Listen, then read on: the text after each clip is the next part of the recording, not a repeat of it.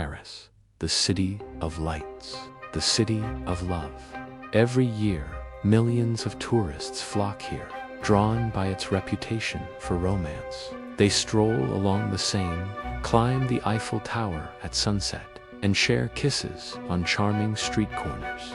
But what most of these visitors don't realize is that directly beneath their feet lies another, much darker city, an empire of the dead. Welcome to the Catacombs of Paris. This isn't just a crypt. It's a sprawling, 200-mile-long labyrinth holding the skeletal remains of over 6 million people. To put that into perspective, that's more than double the entire living population of the city above. So how did this vast, macabre kingdom come to be? We have to go back to the 1700s, when Paris was facing a gruesome crisis. The city's cemeteries were literally overflowing. Imagine this: graveyards were so packed that during heavy rains, the cemetery walls would collapse, sending a tide of rotting corpses and bones spilling into the streets and even contaminating the water supply. The stench of death hung over the city like a permanent fog. The situation was unsanitary, horrifying, and something had to be done. The solution was as drastic as it was grim. City officials decided to empty the cemeteries and move the remains into the vast network of ancient limestone quarries that snaked beneath Paris. For years, night after night, carts laden with bones rumbled through the city streets. Workers descended into the dark, damp tunnels by torchlight, carrying out the monumental task of relocating the dead. They didn't just dump the bones. In a strange mix of practicality and artistry, they began stacking them. Long bones, like femurs, were arranged in neat rows, interspersed with decorative patterns made of skulls. These walls of human remains served a dual purpose. They organized the chaos and helped to shore up the ceilings of the deteriorating mines. Today, a small, sanitized portion of the catacombs is open to the public. Tourists can walk through a mile-long stretch and gaze upon the meticulously arranged walls of bones. It's an eerie and fascinating experience.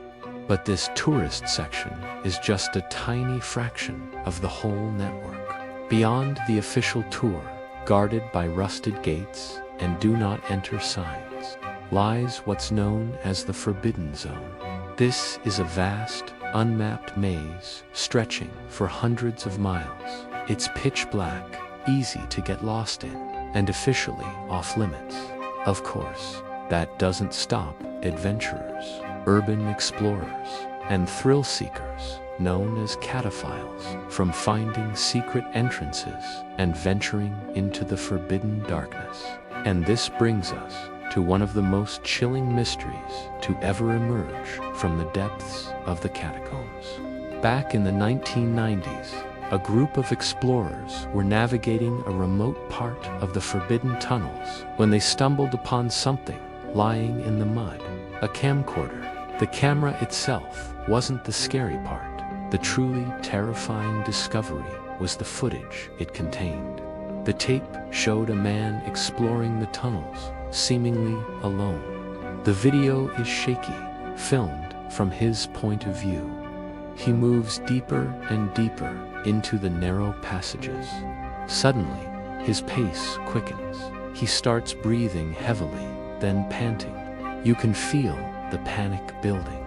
He begins to run, his footsteps echoing in the confined space. But he isn't running towards an exit. The footage shows him sprinting deeper and deeper into the labyrinth, into the unknown darkness. His panic intensifies. His breathing becomes ragged gasps of terror. Then he drops the camera. It falls to the muddy floor, pointing up at the stone ceiling. For a few more seconds, you can hear his footsteps frantically receding into the distance. until they fade into complete and utter silence. The video ends there. No one knows who this man was. No one knows what he saw that made him run in such sheer terror, and no one knows what became of him. His identity and his fate remain a total mystery.